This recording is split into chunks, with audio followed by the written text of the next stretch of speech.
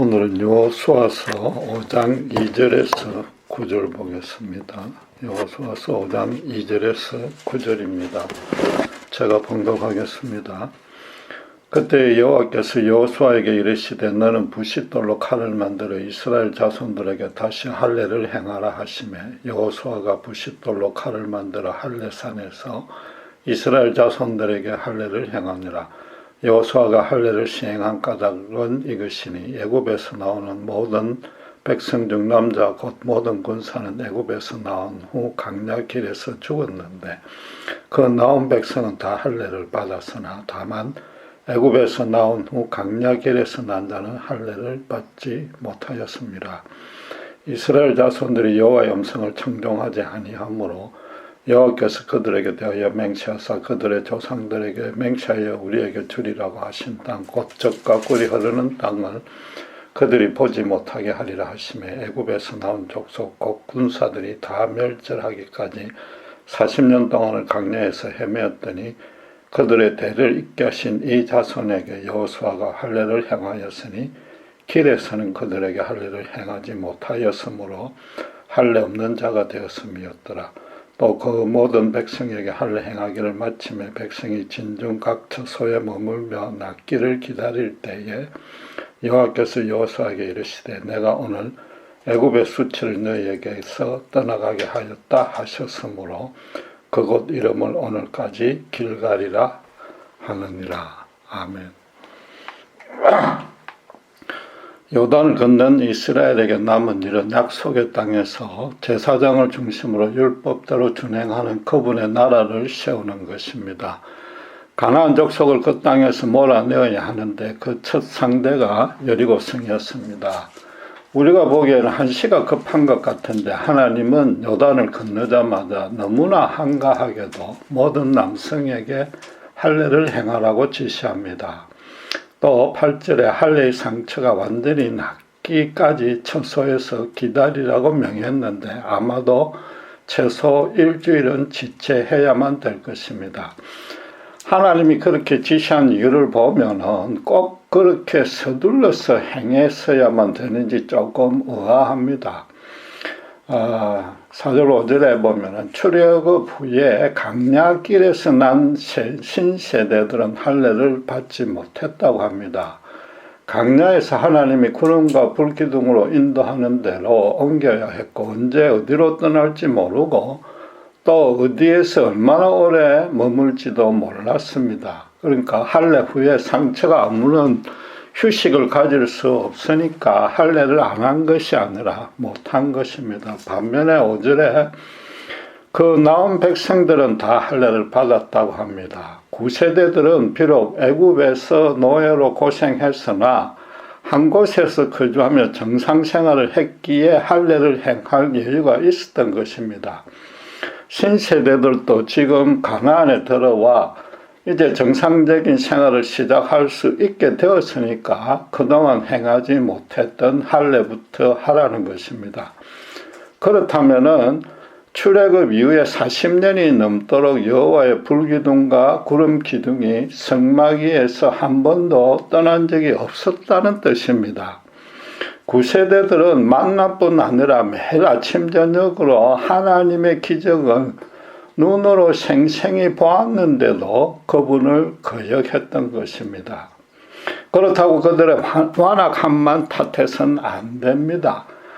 아무리 큰 기적이라도 매일 일어나면 그냥 당연한 일상사로 여기는 것이 인간이란 존재입니다.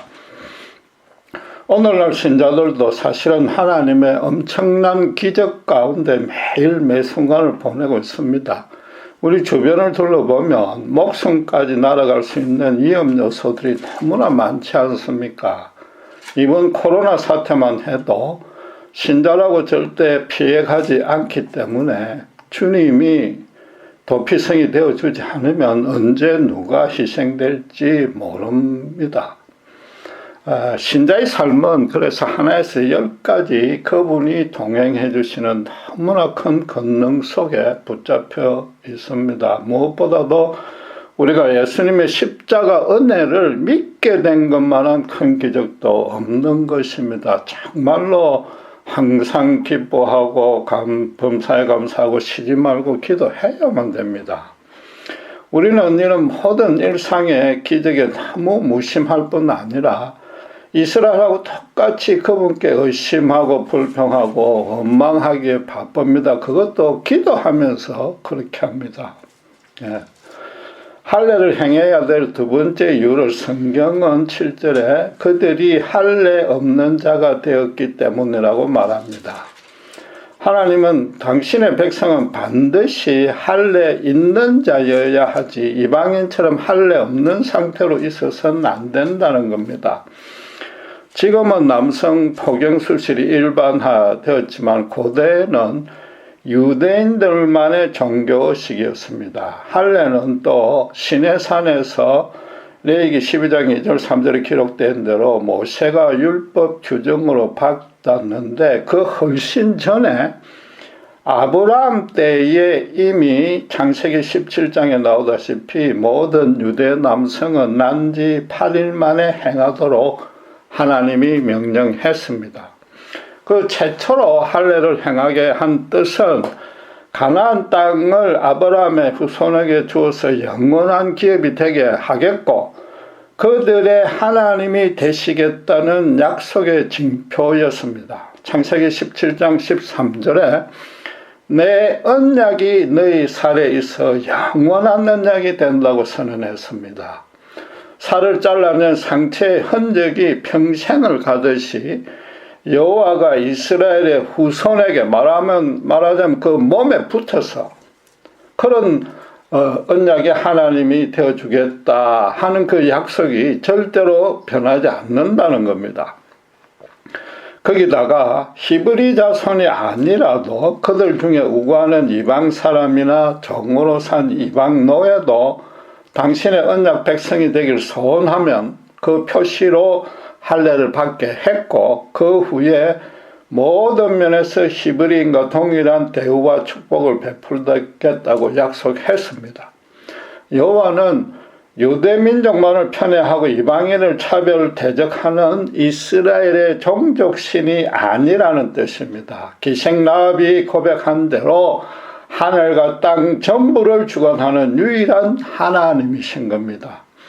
실제로 출애굽기 12장 43절에서 51절에 보면 출애굽하는 날 밤에 그 이스라엘 백성들이 문을 잠그고 유월절 어린 양을 먹을 때 할례 받은 이방 사람과 종도 함께 참여했습니다. 그날에 이스라엘과 함께 따르는 중대한 잡족들도 사실상 여호와의 언약에 참여했기 때문에 그 장자가 생명을 보존할 수 있었던 겁니다. 그렇지 않고 죽었다면은 이스라엘과 함께 따라 나올 리는 없었을 겁니다. 결국 히브리인들은 애굽에서 400년간 노예로 살고 있어도 자신들이 아브라함의 후예라는 정체성은 확실히 유지했고 그 정표로 할례는 지속했던 것입니다. 따라서 할례가 없으면 아브라함의 후예도 아니요 여호와의 언약 백성도 아니요 가나안 땅을 소지할 자격이 없다는 겁니다. 지금 가나안을 차지할 전쟁을 치르기 직전이라서 너무나도 당연히 할례는 행해야만 되는 겁니다. 그리고 전쟁 중에 그들이 죽으면 결과적으로 할례 없는 백성이 되는 것이니까 그마저도 지금 하나님이 막아주시려는 뜻이 있는 겁니다. 요컨대 할례는 이스라엘이 하나님께 바쳐야 될 종교적인 의무가 아니라는 겁니다.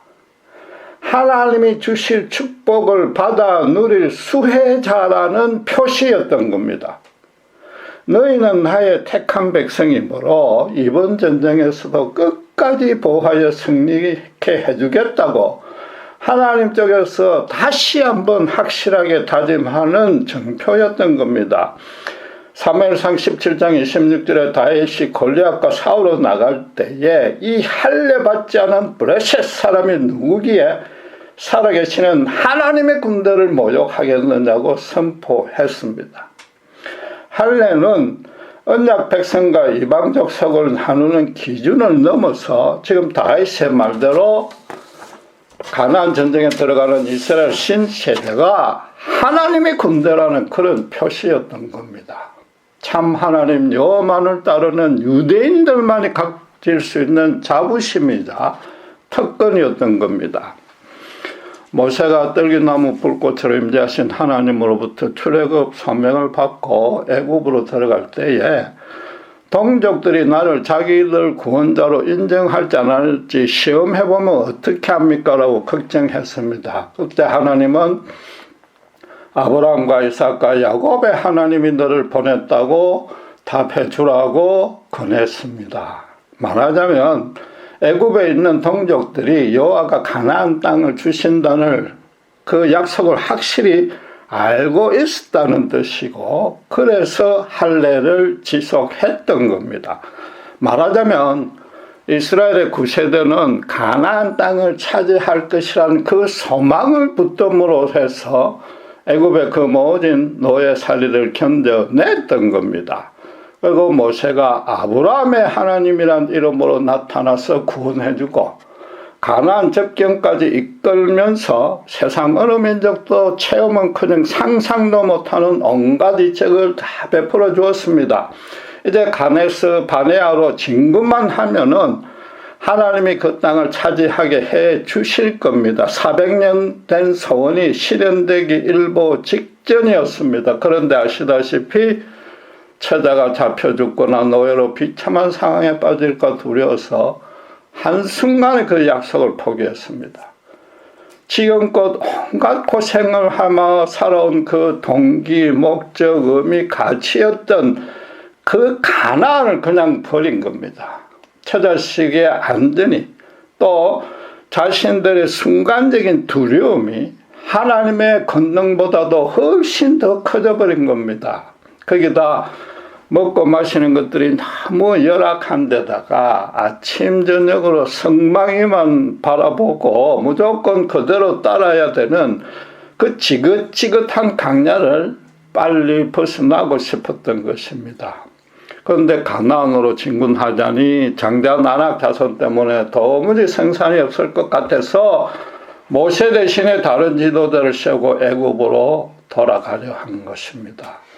다시 노예로 봉사해주면 죽이지는 않을 것이고 정상생활은 할 수 있을 것 같아서 그때까지 하나님의 은혜를 헌신짝처럼 버린 것입니다. 이걸 실감나게 비유하자면은 정직하고 성실하지만은 가난하게 사는 남편을 버리고 돈 많은 노인과 눈이 맞아서 마누라가 가출한 셈입니다. 하나님의 강야의 방향의 벌은 그들이 지은 죄에 비해서 너무나도 큰 긍휼이었습니다. 구세대가 너무 치사하고 비겁해 보입니까? 솔직히 우리도 크게 다르지 않습니다. 하나님을 알고 믿고 그분 뜻대로 살려고 노력합니다. 그분의 큰일에 쓰임받고도 싶습니다. 하나님의 권능의 크기와 예수님의 십자가에 드러난 사랑의 깊이도 잘 알고 있습니다. 그럼에도 막상 나와 가족의 안위의 위협이 조금만 가해지면은 그런 열정은 그냥 소망도 순식간에 버려버립니다. 그저 하나님께 의심, 불평, 원망하기 바쁘고 때로는 그분을 등지고 다시 세상으로 나가버리지 않습니까? 그런데 본문에서 신세대가 행한 할례의 의식은 히브리인으로서의 정체성을 확립하는 단순한 의미가 아니었습니다. 여호와가 할례를 제정해온 그 과정들을 살펴보면 아주 더 깊은 뜻이 있습니다.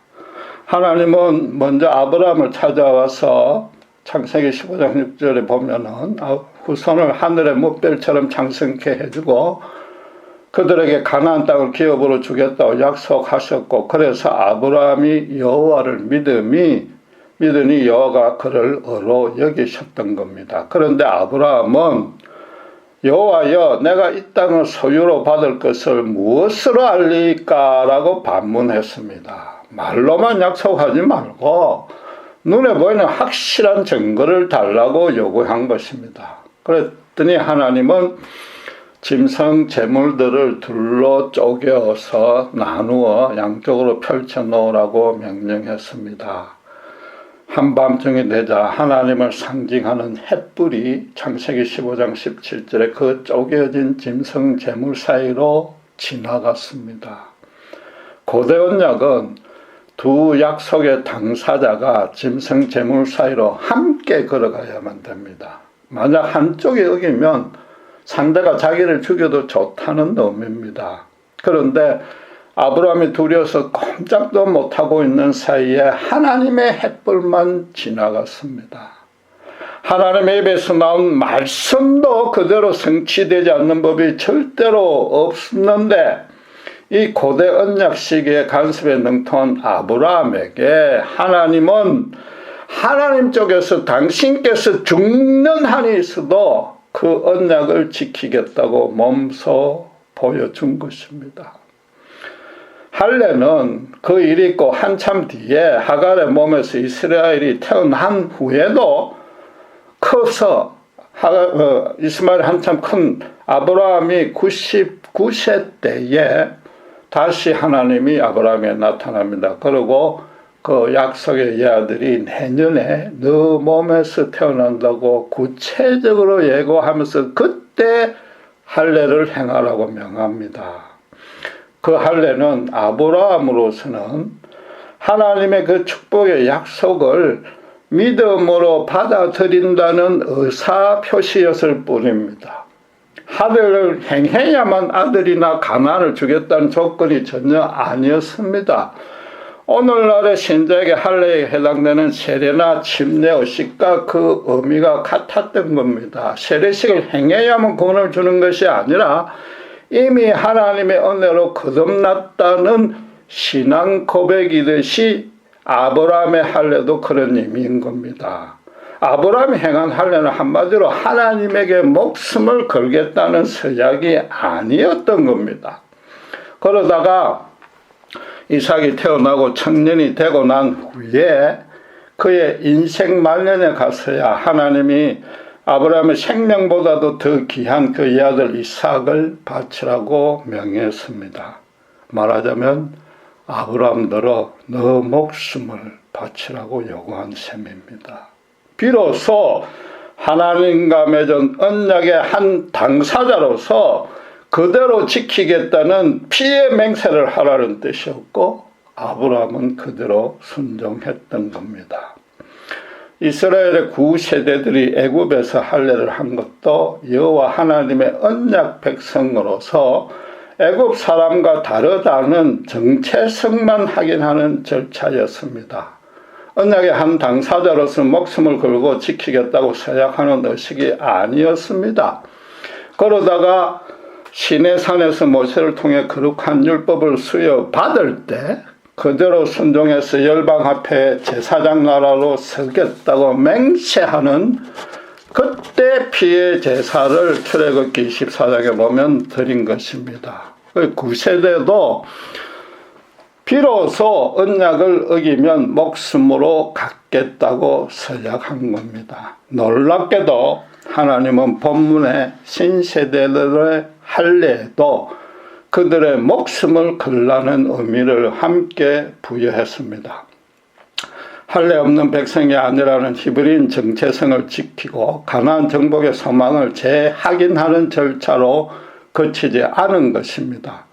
아브라함이 이삭을 바쳤고 구세대들이 시내산에서 피의 제사를 드린 것처럼 하나님 말씀에 생명을 거는 맹세였던 겁니다. 할례를 하면 피를 흘리게 된다는 예형적 모습 때문이 아닙니다.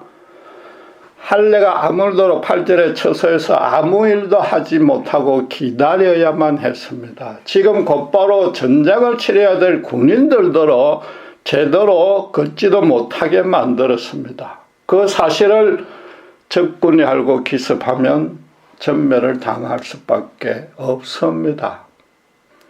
여러분, 창세기에 이와 비슷한 사건이 하나 나오지 않습니까? 야곱의 딸 디나를 히위 족장 세겜이 강간하고는 아내로 줄 것을 요구했습니다. 야곱의 아들들이 크게 분노해가지고 창세기 34장 14절에 할례 받지 아니한 사람에게 우리 너희를 줄 수 없다. 우리의 수치가 된다. 이방 족속과 결혼할 수 없다고 선언했습니다. 그런데 아비 야곱을 좀 닮았는지 비겁하게도 희 족속들에게 할례를 하면 디나를 아내로 주겠다고 거짓 약속을 합니다. 그들이 할례를 행하여 움직일 수 없게 되자 곧바로 기습해서 전멸을 시키고 그들 재산과 생축을 탈취해버립니다. 본문은 그와 정반대되는 상황입니다. 여호와께 할례를 하라는 명령을 받자 신세대들도 당장 이 사건이 떠올랐을 겁니다.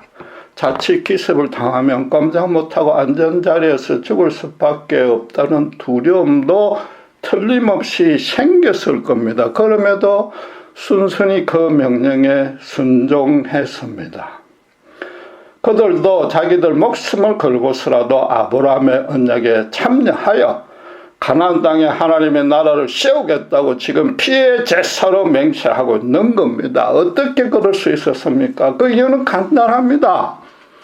요단강의 급류가 언약궤를 맨 제사장들이 발을 담그자 곧바로 끊어지는 기적을 목격했습니다. 자기들이 그 마른 땅을 다 건너놓았다고 내리고 군대라고 눈을 닦고 봐도 없었습니다. 그 전에 기생 라합으로부터 여리고가 지금 메뚜기 심드럼에 거꾸로 걸렸다는 확실한 정보도 얻었습니다. 요단을 건너 진을 치고 있는 지금도 전쟁에 대한 긴장감이 전혀 느껴지지 않습니다. 그들이 안심하고 할례를 할 수 있도록 하나님이 미리 다 마련해 놓은 겁니다. 아브라함이 이삭을 바치라는 명령을 들었을 때 주저하지 않고 순종했는데 실제로 그는 이삭을 죽이려 칼을 들었습니다.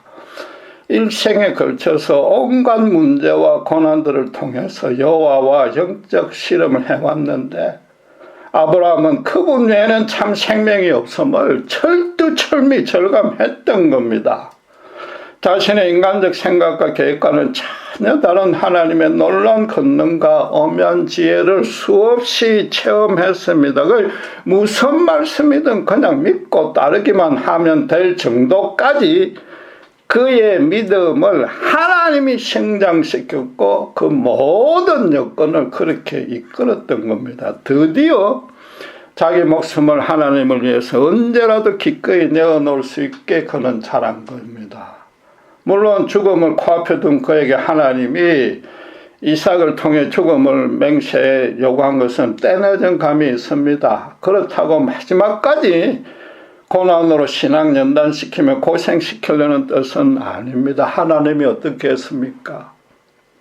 이 아들 이삭 대신에 어린 양을 미리 제물로 준비해 놓았습니다. 예수님의 십자가 대속구원의 예표로 삼았고 또 그 명령에 자기 전부를 바치는 순종을 통해서 아브라함을 우리 모든 믿는 자의 조상으로 세우려는 뜻이었습니다. 9세대 이스라엘도 애굽에서 10가지 재앙과 홍해의 기적으로 출애굽시켜서 그 400년 전에 선조 아브라함에 주신 약속을 한치 어김없이 이루시는 분을 라는 걸 알게 해 주었습니다. 강야에서 만나와 생수와 메추라기 등으로 당신의 권능을 여지없이 다 보여줬습니다. 그래서 시내산 자락에 이르렀을 때는 그동안의 이 은혜가 넘쳐서 목숨 걸고 순종하겠다는 약속을 하며 그들로도 염려하거나 주저할 만한 장애 요소가 전혀 없었습니다. 9세대들도 그 피의 서약을 할 수 있도록 그렇게 믿음이 자라도록 하나님이 모든 여건을 마련해 주었던 겁니다. 이 본문의 신세대들도 똑같습니다. 지난주에 하나님이 9세대와 똑같은 신앙교육과 훈련을 하나님 당신의 열심과 끈기로 지치지도 않고 귀찮아하지도 않고 시행하고 있다고 말씀드린 그대로입니다. 요단의 금주를 무사히 건너고 본문의 현장에 이르도록 지나왔던 모든 경과를 살펴보면 하나님을 온전히 신뢰할 수 있었던 것입니다. 그래서 이 할례에 참여해야 될 이유와 의미도 충분히 깨달았을 겁니다. 요컨대 하나님이 제사장들뿐만 아니라 일반 백성들도 자칫 기습을 당해 목숨을 잃을 수 있음에도 할례를 행하게 함으로써 여리고 전투에서도 목숨을 걸 수 있도록 예행 연습을 시킨 겁니다. 그런데 그것으로 끝이 아닙니다. 그들이 할례 받을 때 디나 사건에서 선조들이 범한 죄도 생각이 났을 겁니다. 이번에는 자기들이 거꾸로 기습을 당할 처지입니다. 그러나 하나님이 그 기습을 다 막아놓으시고 대신에 장막에서 상처가 나을 때까지 기다리라고 했습니다. 이번 코로나 사태 모두 2주씩 3주씩 쉬라는 것과 마찬가지입니다. 오묘하게도 하나님의 역사는 우리가 모르는 사이에 그렇게 진행이 되는 겁니다. 그동안에 이 이스라엘 신세대들에게 조상의 죄악에 대해서 진정으로 해상해보라는 뜻입니다. 그런다고 이미 저질러진 야곱의 아들들의 죄까지 씻어지는 것은 아니지만, 또 하나님은 각자의 죄로만 심판하시지만 그럼에도 비슷한 상하게 처하게 해서 너희들은 결코 동일한 잘못을 범하지 않겠다는 결단을 하라는 뜻인 겁니다. 지금 하나님이 직접 신앙교육을 시키고 앞으로 비슷한 죄에 빠지는 잘못까지 미리 막아주시는 중인 겁니다. 하나님은 9절에 보시면 이 신세대의 할례로 애굽의 수치를 씻었다고 말씀하셨는데 그게 바로 그런 뜻입니다. 후손의 순종으로 선조의 죄가 씻어질 리는 없습니다. 그 9세대들의 할례가 애굽에서 했던 게 아무 의미가 없는 허사였다는 뜻입니다. 비록 노예로 살아도 할례 없는 백성과는 달리 여호와만 주인으로 모시고 거룩하게 살아야 되는데 오히려 우상 숭배의 죄에 함께 동참했던 겁니다. 할례 있는 백성이 할례 없는 것처럼 스스로 수치스러운 행위를 하는 바람에 여호와 당신마저도 수치스럽게 만들었다는 겁니다. 그래서 이제 우상을 숭배하는 가나안 족속들은 당신께서 앞장서서 몰아내 줄 테니까, 우상 숭배할 염려가 없다고 만들어 줄 테니까 너희들만은 앞으로 거할 가나안 땅에서 절대 그러지 말라는 뜻입니다. 야곱이 디나 사건 때 그걸 주모한 시몬과 레위 두 아들이 창세기 34장 30절에 보면 내게 har을 미쳐 가나안 족속 앞에 냄새가 나게 했다고 탄식했습니다. 할례 있는 백성이 할례 없는 백성 앞에 수치가 되었다는 것이고, 말하자면 여호와 하나님이 가나안 신들 앞에 수치당한 셈입니다. 하나님은 지금 그 사건을 거꾸로 재현함으로써 이스라엘의 과거 수치까지, 야곱의 수치까지 씻어주고 있습니다. 결국 애굽과 가나안 양쪽에서 당신의 백성들이 당신의 이름에 먹칠한 죄를 지금 용서해 주는 겁니다. 아브라함을 열방들 앞에 보고의 근원으로 삼아주겠다는 그 언약을 지금 수백 년이 지난 후에 당신께서 어김없이 실현하고 계신 겁니다. 여호와 하나님이 얼마나 거룩하고 세밀하게 당신의 백성을 이끌고 계시는지 짐작할 수 있겠습니까? 이스라엘이 그 언약을 두려움이나 주저함 없이 지킬 수 있도록 모든 여건을 마련하고 신앙 훈련을 시켰습니다. 그리고 믿음의 확신이 완전히 생기고 난 후에야 목숨을 걸 만한 큰 일을 맡겼습니다. 그전에는 믿음의 불량에 맞을 만한 당신의 일을 하나님이 조금씩 훈련시켜 나갔습니다. 거기다가 지은 죄를 진심으로 회개케 하고 앞으로 지을 수 있는 기회마저도 예방해 주셨습니다. 바꿔 말해서 하나님의 우리에게 명령하는 것들이 결코 어렵고 힘든 일이 아니라는 뜻입니다. 모세가 신세대들에게 마지막으로 강조한 말이 뭡니까? 신명기 30장 11절 14절로 하나님의 말씀이 하늘과 바다에 멀리 있어서 힘든 것이 아니라 우리 마음에 바로 가까이 있어서 굳게 지킬 수 있다고 계속 강조했지 않습니까? 예수님은 하나님의 본체시나 비천한 인간의 모습으로 이 땅에 오셔서 우리 모든 고난과 슬픔과 상처 등을 몸소 체휼하셨습니다. 천국 복음을 가르치시고 그것을 당신의 사역과 이적을 통해 실현시키면서 당신의 하나님 되신가, 당신께서 생명과 길과 진리가 됨이 얼마나 고귀한지 다 계시해 주셨습니다. 당신을 우리의 주인으로 모실 수 있는 모든 근거를 충분하고도 넘치게 제공해 주었습니다. 무엇보다도 예수님은 골고다 언덕의 십자가에 우리 모두의 죄값을 대신 짊어지고 죽으셨습니다. 돌아가시기 직전에 제자들에게 약속하신 대로 보혜사 성령님을 보내주셔서 당신을 대적하던 우리의 타락한 심령을 거듭나게 해주십니다. 십자가 구원의 진리와 은혜를 온전히 깨닫게 해주셔서 당신의 거룩한 이름을 믿는 자에게 당신의 자녀가 되는 권세를 주십니다. 그 후로 성령님이 우리에게 내주하셔서 평생을 떠나지 않고 우리를 모든 더럽고 비참한 죄악과 죽음의 세력에서 보호해 주십니다. 그리고 성경의 진리를 우리 삶에 실제로 거룩과 빛과 의로 나타나도록 범사를 주관해 주고 계십니다. 나아가서 주님께서 하늘과 땅의 모든 권세를 갖고 세상 끝날까지 딴 것까지 함께 해 주십니다.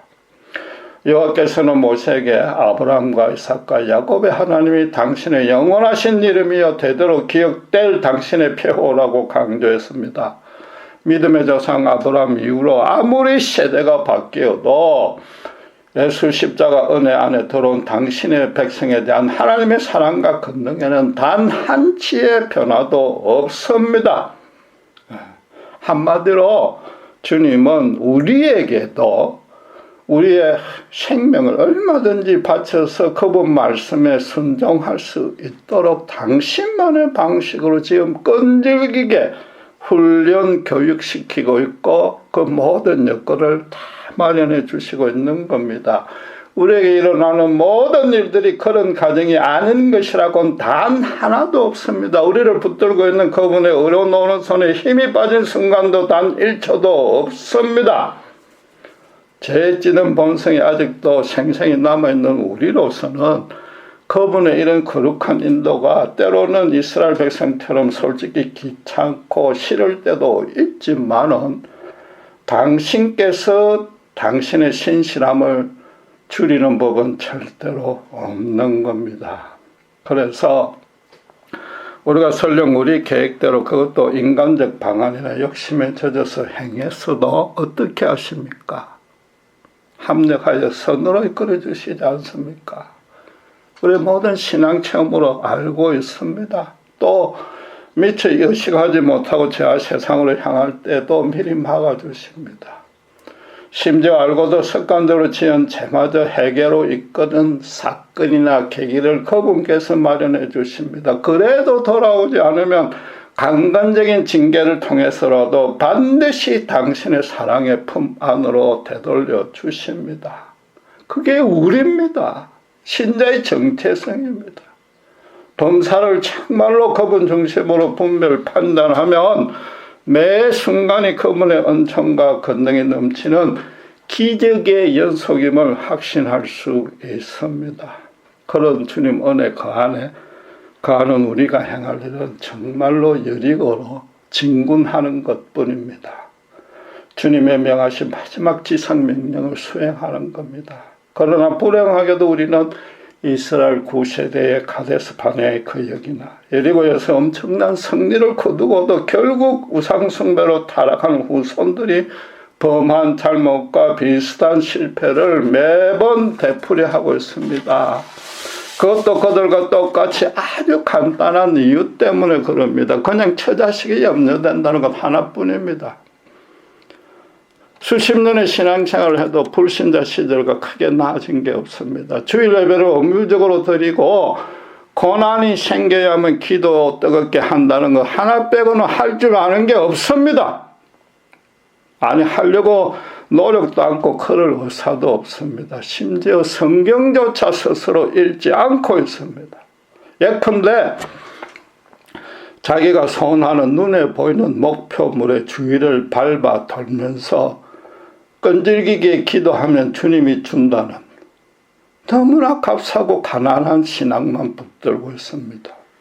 심지어 여리고가 폭삭 무너뜨려졌듯이 그 큰 성벽이 완전히 한순간에 무너졌다고 그 건물을 아주 싼값에 사서 큰 이익을 주신다고 믿고 있고 그것이 아주 좋은 신앙인 양 착각하고 있습니다. 건물을 그렇게 싸게 판 사람이 크게 손해본다는 사실에는 전혀 생각이 돌아가지 않습니다. 너무나 뻔뻔하고 탐욕적인 신앙입니다. 신앙이 아닌 거죠. 여리고 성의 성리의 문턱에도 가보지 않은 것이고 요단강을 건너서 할례도 하지 아니했고 아니 요단강조차 건너지 않은 겁니다. 하나님 말씀에 순종하는데 아주 크고 굳건한 믿음이 요구되는 것이 아닙니다. 살펴본 대로 하나님이 우리가 얼마든지 순종할 수 있을 만큼 다 준비시키고 주의 여건도 마련하고 앞으로 일어날 방해나 위험마저 먼저 가서 제거해 놓으시고 순종하라고 요구하는 겁니다. 더 중요하게는 언제 어디서나 그 상황에서 우리의 믿음의 크기에 딱 맞도록 크게 어렵지 않게 순종할 수 있는 정도의 작은 일들만 명하십니다. 우리에게 모세나 여호수아처럼 평생 자기 삶을 희생하며 당신의 일만 하라고 아무에게나 명령하지 않습니다. 스데반처럼 순교하는 자리까지는 더더욱 밀어넣지도 않습니다. 그냥 단순히 뭐라고요? 할례 없는 자가 되지 말라고 말하시는 겁니다. 할례의 가장 기본 뜻이 제가 무엇이라고 설명했는지 기억하십니까? 신자로서 정체성을 잃지 않는 겁니다. 하나님의 일방적이고 선도적인 언약 안에 들어서 와서 그분의 축복의 수혜자가 된 겁니다.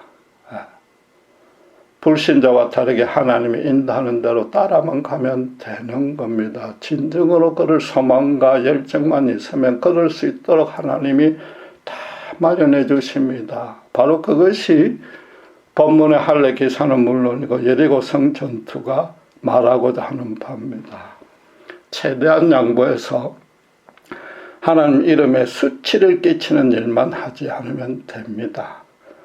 그런데도 그마저도 못하고 지금 내 코가 석자니까 이것부터 해결하라고 때를 쓰면서 자기가 갖고 싶은 땅만 지금 열심히 밟고 있습니다. 하나님이 하늘에서 얼마나 가슴이 터지겠습니까? 혹시라도 예수님이 당장 다시 오시려고 신발끈을 묶고 계시지 않겠습니까? 여호와께서 그 완악했던 이스라엘의 수치까지 다 제거해 주시는데 더 이상 두렵고 주저할 거리는 없지 않습니까? 기도하겠습니다. 하나님의 놀라운 역사를 봅니다. 수백 년 수천 년에 걸쳐서 하나님의 신실하신 뜻과 계획은 단 하나도 변하지 않고 당신의 백성이 얼마나 완악해지더라도 끝까지 반드시 이루시고야만은 하나님이심을 봅니다. 우리의 믿음까지도 당신께서 자라게 하시고 모든 일어나는 일들을 우리를 거룩하게 세우시려는 그분만의 뜻임을 봅니다. 얼마든지 순종할 수 있는 여건까지 마련해 주시고 앞으로 지을 죄까지 모든 위험과 방해 요소까지 막아주시는 주님이심을 다시 한번 봅니다. 우리의 어리석음과 게으름과 불신앙과 의심들 주님 앞에 다 내려놓고 이 코로나 사태에 다시 한번 주님의 놀라운 역사를 볼 수 있는 영적인 분별력을 저에게 주시고 이 세대를 다르게 할례 없는 백성과 다르게 할례 있는 백성으로 설 수 있도록 인도해 주시옵소서. 또 그리하여 주님의 놀라운 그 거룩한 빛을 세상에 비춤으로 해서 출애굽 때에 중단 잡족들이 유월절 어린 양 식사에 동참하게 했듯이 우리를 통해서 많은 미혹된 영혼들을 주께로 인도할 수 있도록 우리에게 가장 합당한 환경에서 우리가 서 있는 이 자리에서 가장 적합한 일들로 우리를 들어 사용하여 주시옵시고 하나님 홀로 영광받아 주시옵소서. 감사합니다. 우리 주 예수 그리스도 이름으로 기도드렸습니다.